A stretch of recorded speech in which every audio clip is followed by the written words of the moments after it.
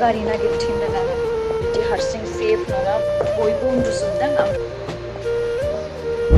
ओमफ्राय दासो हटेल सफैदों हारसिं रावबो गैया जि गिथावना नुखादों Hello everyone, welcome back to my YouTube channel. खुलुमबाय नोंथांमोनखौ बयखौबो आंनि चेनेलाव बरायबाय आसा खालामो बयबो मोजाङैनो दं आंबो मोजाङैनो दं ओमफ्राय दायो हरनि 2टा जासिगोन आरोना जाद्रायाखै जासिगोन माने 5-10 मिनिट्स दंबावो ओमफ्राय आं सिखारबाय दासो बिकज आंना 2:30 आव क्याबा सफैगोन ओमफ्राय बिराद उन्दुनो ओंखारबावदोंमोन बाट उपाय गैला बिकज आंना डिउटि दं नालाय स' आंना 3:10 नि रिपर्टिं आङो एयारपर्टआव 3:10 सहैनांगोन स' एकदम खम टाइम दङ आं फटाफट रेडि जानानै नोंथांमोनखौ डाइरेक्ट रेडि जाखांनायनि उनाव लोगो मोनसिगोन आरोना स' स्टे टिउन गाइस स' दायो आङो रेडि जाबाय ओमफ्राय गाहायाव सफैबाय आरोना नै लिफ्टआ ओमफ्राय गार्डआ फैगासिनो आं थांनोसै ओमफ्राय गोदोनायाव स्कार्फखौ लाथ'वाखै आइडि कार्डफोरबो गानथ'वाखै बिकज बिराद गरम ओमफ्राय हाया आरोना हां थोनो थोनो मोनो बेखायनो ओमफ्राय दायो थांदों बयबो उन्दुजोबदों ओमफ्राय आरो आंहा दासो डिउटियाव थांनो ओंखारदों दायो आरो गारिखौबो नागिरनांगोन गारियाबा बबेयाव दङ आन्दायदोंनो ड्राइभारा दासो फन खालामदोंमोन आंखौ हर गेजेराव गारि नागिरथिंदों आङो हारसिंनो लामाखौ आन्दायदों बिसोरो एक्चुअलि आंनि जा फ्लेट ना सायाव बियो एसे बेक साइडथिं जायो नालाय बिनिफ्राय लकेसनखौ हरबा बिसोर उननि जा गलि बेयावसो मोनफैयो आरोना ओमफ्राय हर गेजेराव बिदि हारसिं सेफ नङा बाट स्टिल लामायानो गैला आंनाव बिकज टाइमाव सहैनांगौ ओमफ्राय आरो बिसोरबो लकेसनखौ नागिरना मोनाबा मा खालामनो ना नागिरखानांगोन बिदिनो हनै गार्डआ दासो फैगासिनो ओमफ्राय गारिखौ सिगाङाव थिनहरदों आरोना हनै गार्डआ थांबाय दासो गारिया सफैबाय दायो आं थांनोसै कितना टाइम लगेगा सर यहाँ से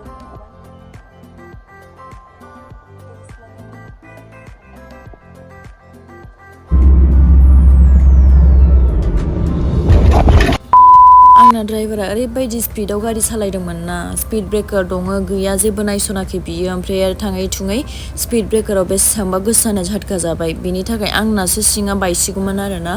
ओरैबायदि सानानै दंमोन जेने थेनेसो फ्लाइटखौ अपारेट खालामदों आङो स' जियानो जादोला हर गेजेरावनो डिउटियाव थांदोंमोन ओमफ्राय आरो डिउटि जोबगौमानि सोरांखाबायमोन आरोना ओमफ्राय आङो 3 डेनि थाखाय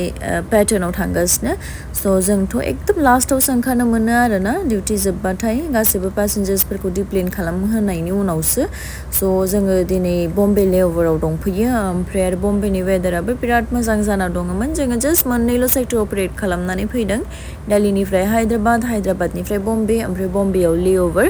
स' बम्बेनि वेदारा बिराद मोजांमोन ओमफ्राय आरो ब्रेकफास्ट टाइमिं खाबोमोन नालाय बेखायनो जोङो डाइरेक्टलि हटेलाव थांनानै ब्रेकफास्टनि थाखाय जोङो बुफेयाव थांखाबाय आरोना ओमफ्राय आरो हरावबो जेबो जाखायाखैमोन नालाय आङो बिकज हर गेजेरावनो ओंखारलांनांगौमोन नालाय डिउटिनि थाखाय ओमफ्राय आरो संबाबो वेस्ट जागोन बिकज सानथामनि थाखाय थांगासिनो बेखायनो जेबो सङासै जायासैबो हराव बेखायनो उखैखाना दंमोन नालाय बेखायनो डाइरेक्ट ब्रेकफास्ट खालामहैबाय आरोना ओमफ्राय एग भुजि लाबाय ओमफ्राय आरो कर्नजों मटर बयल खालामनाय दंमोन बिराद टेस्टिमोन लोगोसे पहा ससेज फ्रुट्स बेफोरखौ लाबाय ओमफ्राय आरो जाखांनायनि उनाव रुम सहैबाय आरोना ओमफ्राय नैबे जोंनि रुमनिफ्राय बाहेरनि भिउमोन आरोना गाहायाव सुइमिं पुल दंमोन बाट कनस्ट्राक्सन सोलिगासिनोमोन जायनि थाखाय सुइमिं पुलखौ बन्द खालामदोंमोन नङाबाथ' जोङो सुइमिं पुलाव थांनायनि प्लेन खालामदोंमोन ओमफ्राय आरो बिराद मेंबायमोन नालाय हराव हरसेयाव उन्दुनाय जाखायासै बेखायनो रुमाव सहैना फ्रेशन आप जानानै डाइरेक्ट उन्दुबाय आरोना स' गाइस डिउटि खालामनानै ओरैबायदि मेंखादोंमोन ओमफ्राय लोगोसे हराव हरसेयाव उन्दुनाय जाखायाखैमोन ना हटेल सहैनानै माने दै गुदुंजों दुगैनायजों लाबजों ओरैबायदि उन्दुदों माने जेबो थर गैखायामोन आरोना स' गाइस ओरैबायदि उन्दुदों दासो सिखारदों आरोना लाइक फुङाव फैनानै ब्रेकफास्ट खालामनानै डाइरेक्ट उन्दुफैबाय ओमफ्राय आरो दासो सारि मोन्दों ओमफ्राय दायो 3टा सामथिं जाबाय स' दासो आङो लान्चखौ अर्डार खालामदों आरोना ओमफ्राय दा सफैगोन दसे उनाव स' नोंथांमोननो दिन्थिगोन आं दा मा जागोन ओमफ्राय आरो जाखांनायनि उनाव दुगैगोन मागोन बिनि उनाव अगेन उन्दुफिनगोन ओमफ्राय दिनै फ्लाइट गैखाया बिराद गोलाव लेअभार 30 घन्टाबो नङा 34 आवार्सनि बम्बेयावनो ओमफ्राय गाबोनसो जोङो थांगोन आरोना बेलासियावसो मोनासो गाबोनबो जोङो बम्बेनिफ्राय दिल्लीयाव थांगोन ओमफ्राय दिल्लीनिफ्राय हायद्राबाद थांगोन ओमफ्राय आरो हायद्राबादाव हर थाहैबावगोन स' समफोरसो न'आव सहैगोन आरोना आङो समफोर नङा समफोरनि समफोर स' नोंथांमोना नायलांबाय थादो स' नै आंना लान्चआबो सफैबाय ओमफ्राय लान्चआव दङ राइस लोगोसे सैलाड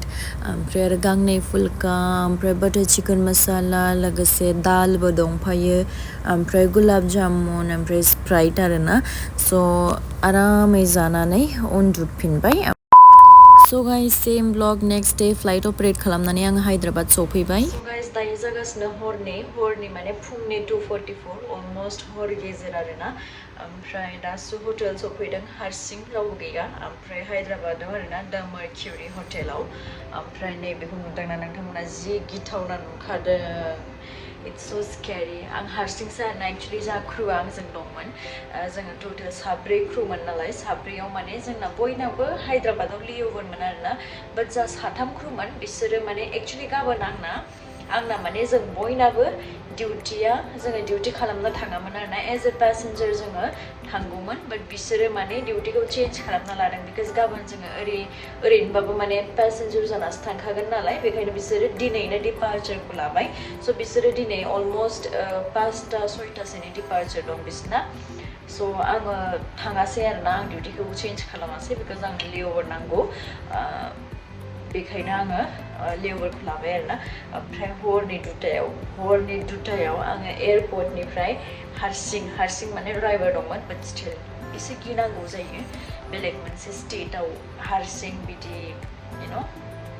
सेफ नङा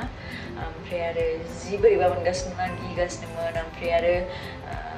जियानो जादोंला फैबाय आरोना एयारपर्टनिफ्राय हटेलसिम मोजाङै मोजां सफैबाय ओमफ्राय दायो उन्दुनोसै माने सामथिं लाइक जानो माबाफोर अर्डार खालामनोसै बिनि उनाव उन्दुनोसै आरोना हारसिंसो रावबो गैया नै रुमाबो क'जि ओमफ्राय मोनसेल' प्रब्लेम मोनगासिनो बे बुस्थुखौ आरोना एकदम बिसनायाव बेयाव उन्दुगोन नालाय दा बेखौ नुयो जि गिथावनाखा आयु स' दायो आङो फ्रेशन आप जाग्रोना लानोसै बिनि उनाव माबाफोर अर्डार खालामनोसै बिनि उनाव उन्दुनोसै आरोना अर्डार खालामगोन ना खालामा जागासिनो आङो खालामला खोमा दा हारसिंबो ना मा जानो आङो थाबनो फ्रेशन आप जाना लाग्रोनोसै आरोना बिकज आं दासो सिखारदों हराव डाइरेक्ट फैनानै उन्दुफैबाय ओमफ्राय आरो मेकआपखौबो हुगारासै आरोना बिदिनो उन्दुबाय बिकज ओरैबायदि मेंदोंमोन ओमफ्राय डाइरेक्ट बिसनाखौल' लाखाबाय ड्रेसखौबो गानस्लायनानै बिसना लाखाबायमोन ओमफ्राय दा सिखारबाय मोखांफोरखौ सुना लाग्रोनोसै बिनि उनाव ब्रेकफास्टखौ खालामनोसै खालामखांनानै नोंथांमोनखौ लोगो मोनफिनगोन आरोना स' या स्टे टिउन गाइस नै आंना ब्रेकफास्टआ I think साम्बारखौथ' आङो जाखाया मोजां मोनखाया ओमफ्राय नै बियो मसाला दसा आरोना मसाला दसा नैबेयाव दं जिन्जार टि ओमफ्राय नैबेयो जाहैबाय कट फ्रुट ओमफ्राय नैबे जाहैबाय बेकरि बास्केट ओमफ्राय बेनो आरोना ब्रेकफास्टआ स' ब्रेकफास्ट खालामनानै दुगैनानै दसे रेस्ट खालामबाय बिनि उनाव आङो हायद्राबादनिफ्राय Delhi as a passenger travel खालामबोबाय आरोना स' दिनैनि ब्लगखौ बेयावनो फोजोबथ'नोसै थेंक इउ स' माच for watching my blog guys see you in the next blog bye